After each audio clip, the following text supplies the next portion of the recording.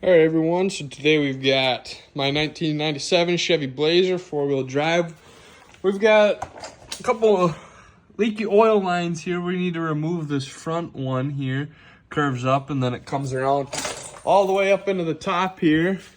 And so we are going to attempt to remove that today. So to get started removing that, we need to come to your air box. And we've got this bolt up top here that holds this whole box in here. So go ahead and remove that.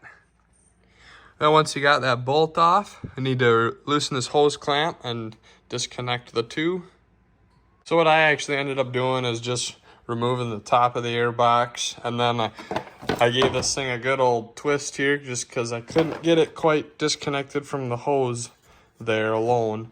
So now that the bolt's off and everything, this box will just lift up on out of here.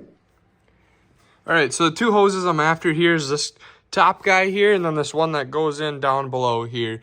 So we need to remove this plastic piece, and then there's a plastic piece down there as well. I don't know if you can quite tell where I'm looking at here, but underneath this little hose here, there's another plastic piece like this. Just stick a screwdriver in between there and pop it right out.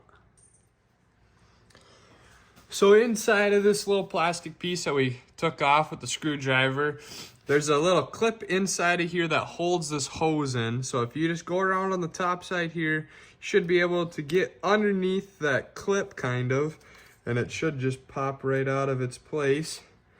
I can't see. There we are. So we just pull it out, and then this is all that you're taking out of there. And now with that out of there, we're just gonna spray some WD-40 or some PB Blaster, I prefer, I guess. Just gonna take that and spray it on into there, and then let that sit. And then you take out the one underneath of it as well on the bottom side there. So once that's been sitting in there for a little bit, just go ahead and wiggle these, and they should just come right on out, just like that. And then along on the bottom side as well, it should just pull right on out, just like that.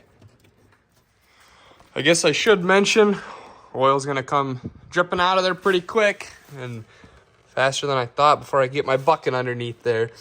It got onto my floor here a little bit, but we're gonna let that drain out a little bit. And now we're gonna go underneath here and try to remove the front line here.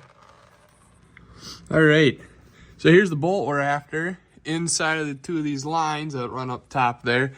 Just need to zip this one off and make sure you got your collection bucket underneath there, because oil is going to come out of this side pretty good. All right, so I've had this drain in here for a little bit, completely disconnected. I had a little zip tie up top there. It's connected to another line for some reason. So I went and snipped that off, and should just be able to snake these lines out of here and clean this up a little bit, this edge where the new gasket will go. And yeah, just do everything in reverse, I guess, to put it all back together. All right, so I ran to my local parts store, picked up a new hose.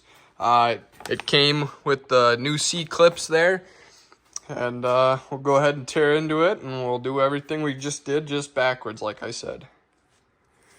All right, so I've got the new hose just laying up in here. You notice there's this little gasket here. We want to put some oil onto these gaskets, and just to make sure that seals up a little bit better than what it would do when it's dry. We'll go ahead and do that quick. Got some oil on there, so now we're just gonna go ahead and slide this right on into the hole. Make sure that our fittings are staying good and everything like that. So I got the fitting into there, and I just hand tightened the bolt. And we're going to go and line those up top to make sure that everything's squared away up there. So this bottom one here looks like it's going to give us the most trouble.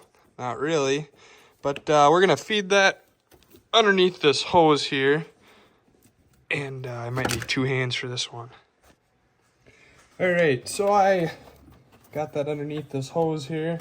Now I'm going to take the cap off. I kept it on there all the time, that we fed that through there just because I've got so much crud in here and I didn't want to get much dirt inside of there.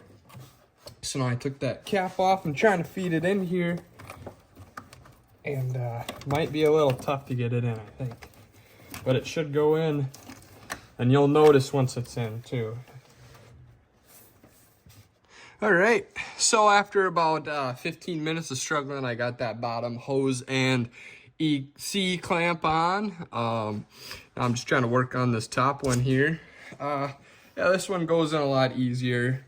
I had to take this out to put that one in, and I had to reroute the hose underneath a different hose.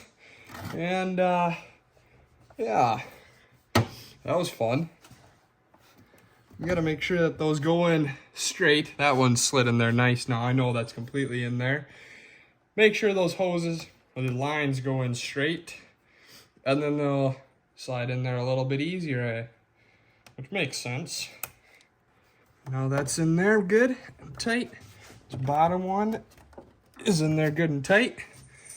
Now we'll go back down, we'll tighten up that bolt, and we'll start it up, see if she's leaking at all.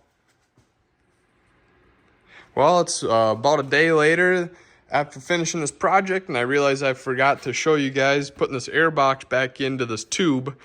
Basically, just slide it back on in there, put the bottom piece in, put your bolt back on there, zip the top back down. If you took it off, I couldn't quite get it out of that tube without taking the whole box in two pieces.